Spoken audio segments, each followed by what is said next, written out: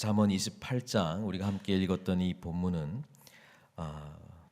계속 반복되는 잠언의 주제이기는 한데요. 의인 그리고 악인, 의인의 영향력이 미치는 사회, 또 악인의 영향력이 미치는 사회에 대해서 지금 설명을 해주고 있습니다.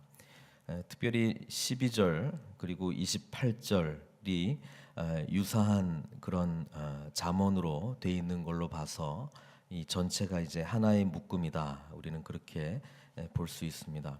12절에 나와 있는 것이 지금 이 단락의 주제이기도 합니다. 무슨 이야기입니까? 의인이 득이하면 큰 영화가 있고, 득이한다라고 하는 것은 결국 이제 승리하게 되면 의인이 지배하는, 의인이 영향력을 미치는 세상이 되면 큰 영화가 있고, 또 반대로 악인이 일어나게 되면 사람이 숨는다. 그러니까 악인들의 그 영향력에서 벗어나기 위해서 사람들이 이제 숨어버린다, 이런 이야기고요. 28절은 반대로 악인이 일어나게 되면 사람이 숨고, 똑같은 그 구절을 이제 가져가죠. 그리고 그가 멸망하면 의인이 많아지느니라. 그래서 결코 악인과 의인이 함께 할 수 없는 세상, 그리고 우리 믿는 자들은 결국 의인이 득이하게 되는, 승리하게 되는 그런 삶을 향해서 나아갈 것을 지금 이 잠언의 말씀은 우리들에게 요구하고 있습니다. 의인은 그러면 어떻게 하면 의인이 될 수 있을까? 태어날 때부터 의인이 될 수 있을까? 훈련을 통해서 의인이 될 수 있을까? 어떻게 하면 의인이 될 수 있습니까? 의인의 자격 13절에 나와 있는 것이죠. 자기의 죄를 숨기는 자는 형통하지 못하나 죄를 자복하고 버리는 자는 불쌍히 여김을 받느니라. 의인의 자격은 하나님 앞에서 내가 누구인가를 빨리 깨닫는 자입니다. 하나님 앞에서 내가 얼마나 큰 죄인인가, 그것을 빨리 인식하는 자라고 하는 것입니다. 그리고 불쌍히 여김을 받아야 되는데, 사람들로부터 받는다라기보다는 하나님의 놀라운 은혜, 긍휼하심을 받는 자, 그게 바로 진정한 의인이 된다라고 하는 것이죠. 그런 의로움이 우리들 앞에 있습니다. 그 의로움은 오직 예수 그리스도의 피 흘리신 십자가의 은혜, 바로 그것 때문에 존재합니다. 따라서 믿는 자가 진정으로 의로운 자로 나아가기 위해서는 십자가 앞에서 납작 엎드리는 이 삶의 신앙의 고백이 없이는 의인으로 나아가는데 우리가 결코 한 걸음도 내어 디딜 수 없다는 것이 성경이 말해주고 있는 진리인 것입니다. 따라서 믿는 자의 영향력을 나타내는 의인의 영향력은 예수 그리스도께서 우리를 구원해 주신 십자가의 영향력이 될 수밖에 없습니다. 영향력은 리더십으로 번역이 됩니다. 리더십이 뭐냐? 바로 영향력이죠. 좋은 영향력이든 나쁜 영향력이든 의인은 하나님의 리더십을 발휘하게 될 것이고, 악인은 그 반대로 하나님의 리더십을 발휘하지 못하게 되는 것입니다. 우리 믿는 자가 분명히 알아야 될 것은 영적 리더십은 어디에서 오느냐? 그리스도의 십자가를 온전히 마음과 몸과 우리의 삶으로 경험한 자, 바로 그 사람을 통해서 십자가의 영향력이 나타나게 되고, 이것이 참으로 의인의 영향력이라고 하는 것입니다. 그래서 14절에 이어서 말하고 있죠.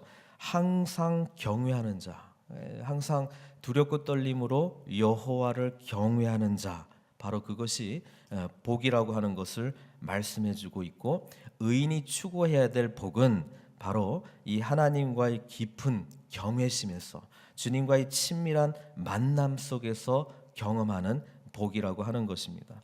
따라서 우리가 신앙생활을 할 때 늘 우리 스스로에게, 또 내 자신에게 늘 물어봐야 될 질문 중에 하나는 뭐냐면, 이 하나님 경외하기에 내가 얼마나 나아가고 있는가, 하나님과의 친밀함이 나의 삶을 얼마나 지배하고 있는가, 그 친밀함을 향해서 나아갈 수 있도록 나를 지탱해주고 있는 사람들, 그룹들이 누구인가? 나는 어떤 말씀의 지배를 통해서 이 영향력 아래에 들어가도록 몸부림치고 있는가?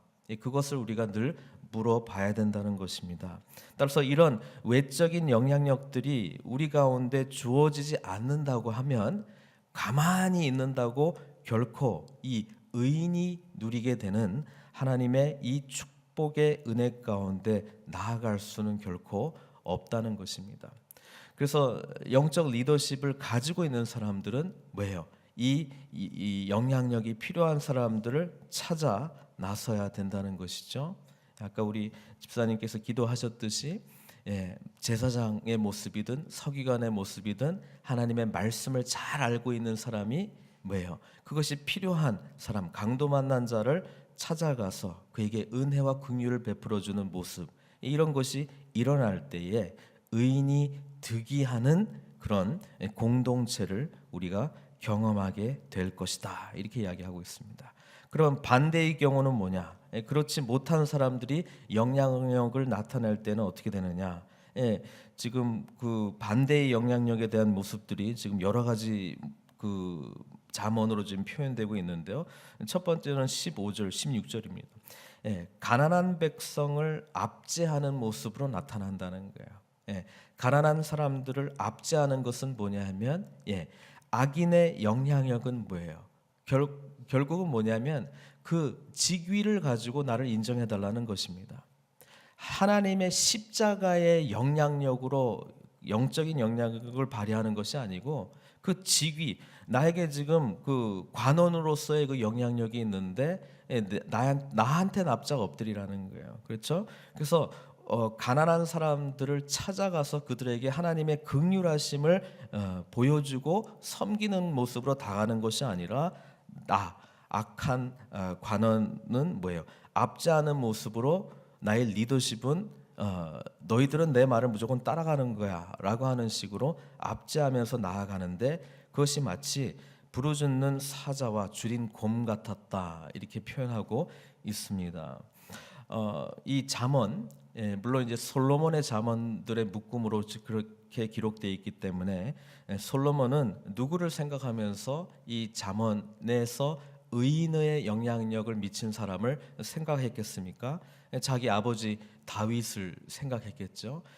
다윗에게 곰과 사자의 영향력으로 울부짖는 모습으로 찾아왔을 때가 있었습니다. 그것은 뭐냐면 다윗이 양들을 돌볼 때, 목동으로 있을 때에 곰과 사자가 찾아왔었습니다. 그들이 삼키려고 찾아왔습니다. 그때 이 연약한 다윗이 뭐예요? 뭘 믿고 그들을 무찔렀습니까? 자기의 영향력으로 무찔렀다기보다는 하나님을 신뢰하는 믿음으로 곰과 사자가 공격할 때 그들을 능히 무찔렀다는 것이죠. 이 영적 승리, 그것이 다윗은 어디에게서 왔는가 분명히 알고 있었습니다. 하나님께로부터 왔다, 그 신앙 고백이 있지 않았습니까? 그래서 나중에 그 전쟁터에 형들에게 도시락 배달하려고 나갔다가 골리앗 같은 사람이 나와서 그냥 이 하나님의 백성들을 막 그냥 압제하려고 하니까 어떻게 합니까? 담대함으로 나갑니다. 왜? 그 능력이 어디에서 있다는 것을 알고 있기 때문에, 하나님께 있다는 것을 너무나 분명히 알고 있기 때문에 했다는 것이죠. 그래서 우리 또한 영적인 리더십을 발휘하는 것이 무엇이냐? 그것은 결코 직위의 나의 포지션을 가지고 그 리더십을 이래라 저래라 하는 것이 아니고 그리스도의 십자가의 능력으로 뭐예요? 섬기는 자의 모습으로 나아갈 수밖에 없다는 것이 지금 이 잠언이 말해주고 있는 이야기입니다. 다윗에게 그 분명한 하나님에 대한 절대적인 믿음이 있었기 때문에, 또 삶의 한순간 한순간 경험했던 이 작은 승리들이 하나님께 기대하는 모습으로 훈련되어져 왔기 때문에 가장 영적 리더십이 필요한 그 순간에 뭐예요? 그 리더십을 발휘할 수 있었다라고 하는 것입니다. 그것은 하나님을 위하여, 하나님의 공동체를 위하여, 그리고 믿음으로 일궈낸 승리라고 하는 것을 우리는 잘 알고 있습니다. 반면에 악한 관원은 자기를 위해서 모든 것이 존재합니다. 그렇죠? 이 악한 이 관원은 자기의 영향력을 나타내는데 이 존재하는 이 백성들은 섬기는 대상이 아니라 그 백성들은 자기를 섬기기 위해서 존재한다, 이렇게 생각하고 있다는 것이죠. 그래서 자기를 중심으로 하는 삶의 이 모습들은 늘 탐욕으로 나타나게 되어 있습니다. 그리고 17절에 이어서 사람의 피를 흘리게 한다라고 하는 것이죠. 왜? 자기를 위해서 사람들이 존재하니까 이 사람들이 피를 흘리는 것은 뭐 그게 자기한테 그렇게 큰 아픔으로 다가오지 않습니다. 사람들에게 상처를 주는 한이 있더라도, 피를 흘리는 한이 있더라도 자기가 얻을 것은 반드시 얻어야 되는 것입니다. 그런 모습으로 나타나는 것이죠. 또 18절 19절은 의롭게 사는 자와 악한 길로 가는 자의 차이를 나타나고 있는데, 의롭게 가는 사람은 성실함, 우리 하나님께서 신실하시고 성실한 것처럼 우리 하나님을 경외하고 의롭게 가는 사람들의 모습 속에 이 성실하게 행하는 자라고 하는 타이틀이 붙게 됩니다. 그들이 결국 얻게 되는 것은 이 구원입니다. 삶 속에서의 안전이기도 하지만 영적 차원에서는 구원으로 인도하신다는 것이 우리 하나님께서 말씀해주고 있는 진리인 것입니다. 그들의 특징은 자기의 토지, 자기에게 허락된 것을 경작하며 거기서부터 뭐예요? 하나님께서 주신 것이다라고 하는 신앙 고백으로 많은 풍족한 부를 얻게 되지만, 반대로 뭐예요? 자기의 유익을 위해서, 욕심을 위해서, 탐욕을 채우기 위해서 하는 자는 뭔가 얻을 때에도 불의를 통해서 쉽게 얻으려고 하고, 20절에 보니까 충성된 자는 복이 많아도 속히 부하고자 하는 자는 형벌을 면치 못한다 그랬는데, 악인들의 특징 중에 하나는 뭐냐면 속히 부하고자 하는 거죠. 속히 나의 이 탐욕을 채우려고 하는 것이죠. 그리고 21절에 불의한 방법을 쓰든 어떤 방법을 쓰든 그것을 쉽게 쟁취하게 된다는 것입니다. 사람들을 피 흘리게 하고 압제를 가하는 방법을 통해서라도 쉽게 얻습니다. 쉽게 얻은 거니까 뭐예요? 쉽게 쓸 수 있습니다. 그렇죠? 쉽게 얻었으니까 방탕으로 쓰고 자기의 그걸로도 뭐 탐욕들을 채우는 것, 즐기는 것을 위해서 쓴다라고 지금 성경은 지금 표현하고 있습니다.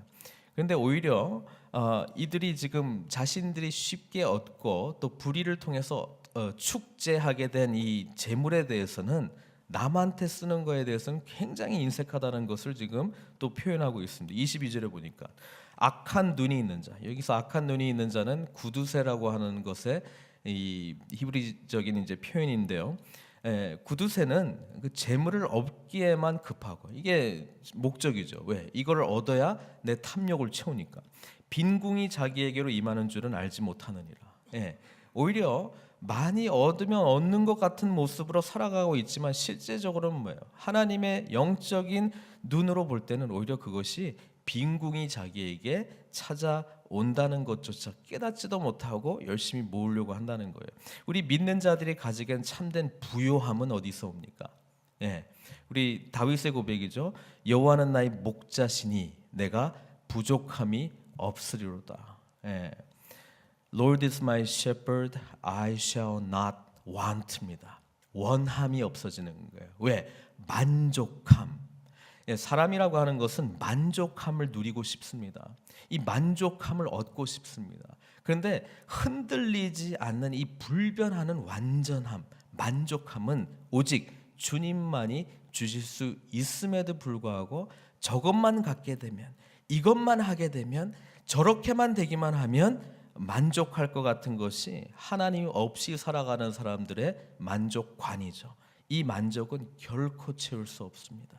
이 만족함은 결코 채울 수 없습니다.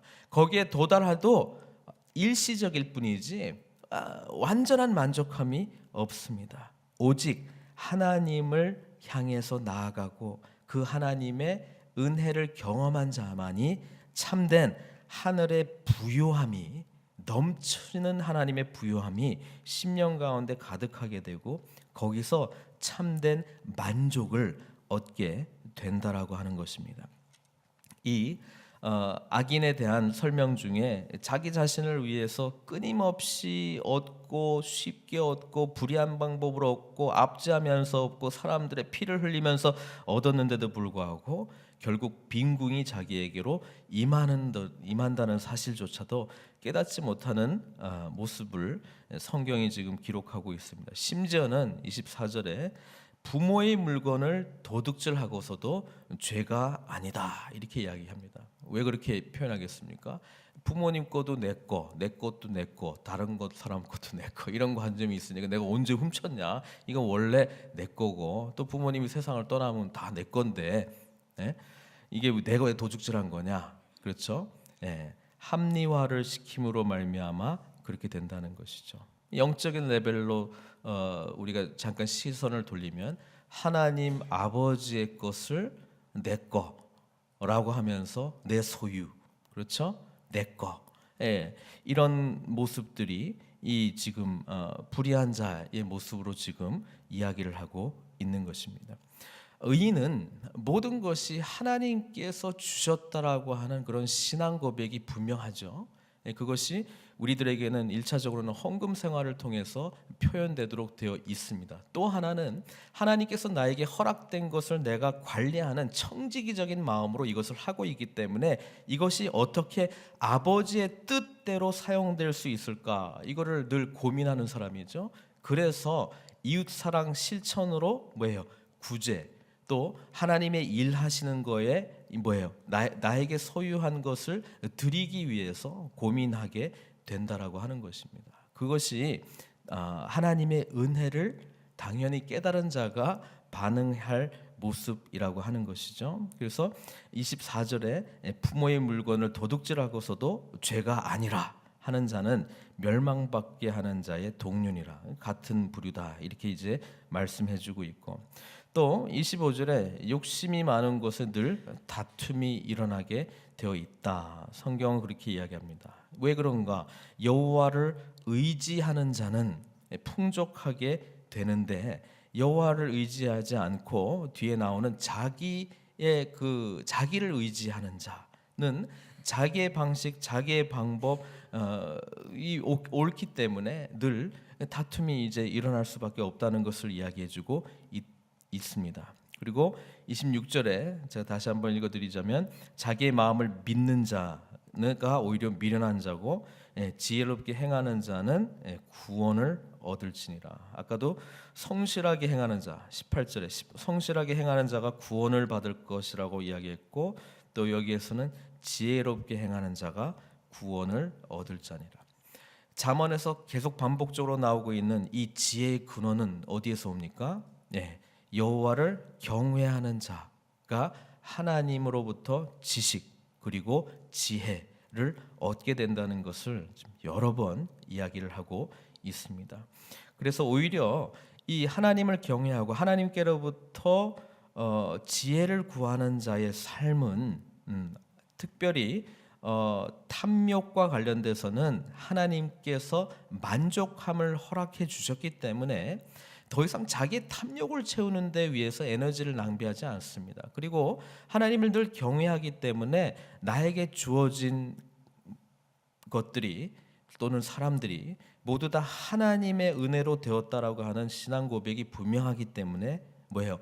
바깥으로 나갈 수 있는 거예요. 손이 바깥으로 나갈 수 있습니다. 마음이, 몸이, 생각이 바깥으로 나아갈 수 있습니다. 하나님의 나라를 위하여 나는 이제 무엇을 해야 될까? 내가 이렇게 큰 은혜를 받았는데 나는 어떻게 섬길 수 있을까? 하나님의 긍휼하심을 아직 경험하지 못한 저 사람들을 향해서 내가 무엇을 할 수 있을까? 이 고민을 한다는 것이죠. 그래서 27절에 가난한 자를 구제하는 이야기가 바로 나오는데요. 궁핍하지 아니할 것이다. 이 참 역설이죠. 부자는 자꾸 모으려고 하는데 오히려 빈궁이 찾아올 거다 그러고 구제하는 건 자꾸 쓰는 건데요. 뭐예요? 궁핍하지 아니할 것이다라고 이야기하고 있습니다. 과연 그럴까? 과연 그럴까? 하나님은 우리들에게 오늘을 살아가는 우리들에게 한번 해보라고 지금 요청하고 있는 것입니다. 성경은 분명하게 말하고 있습니다. 이 구제는 하나님의 은혜를 온전히 깨달은 자가 하나님의 은혜에 대한 반응으로서 나타나는 모습으로 표현하고 있는 것입니다. 우리가 잘 알고 있는 야고보서에서도 똑같이 표현하고 있지 않습니까? 야고보서 1장 27절 하나님 아버지 앞에서 정결하고 더러움이 없는 경건이라고 하는 것은 의로운 자가 살아가는 삶의 모습 아닙니까? 그것은 곧 고아와 과부를 그 환난 중에 돌아보고 또 자기를 지켜 세속에 물들지 아니하는 그것이니라 분명히 말씀하고 있습니다. 경건의 다양한 측면들이 있는데 야고보서에서 말씀하고 있는 경건이 우리들 가운데 주어지는 공동체 속에서의 실천적인 모습 어떻게 나타날까 그것을 우리에게 그려주고 있습니다. 그것은 하나님께서 주신 것을 하나님의 나라를 위해서 섬기는 모습으로 지금 말씀해주고 있습니다.